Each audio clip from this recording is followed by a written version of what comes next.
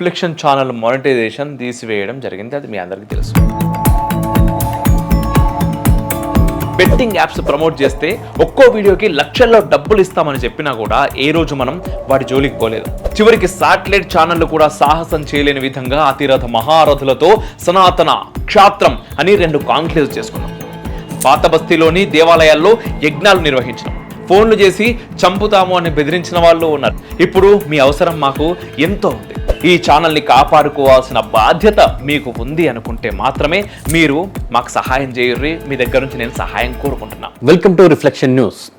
రాజస్థాన్ విద్యాశాఖ మహిళా teacher Maneka దామన్ని suspend చేసింది.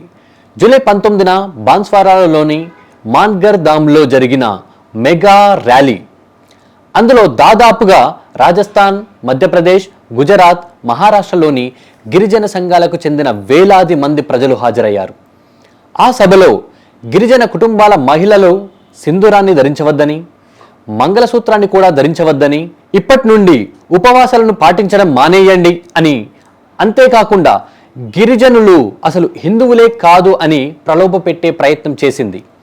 వెంటనే దామోర్ వ్యాఖ్యలపై గిరిజన సంఘం మహిళలు అభ్యంతరం వ్యక్తం చేశారు.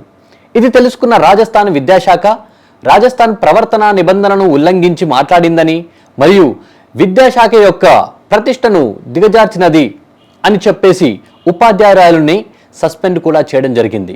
అయితే శ్రీమతి దామోర్ ఆదివాసీ పరివార్ సంస్థ స్థాపకురాలు మరియు ప్రస్తుతం ప్రభుత్వ హయ్యర్ సెకండరీ స్కూల్లో ఉపాధ్యాయురాలుగా చేస్తుంది.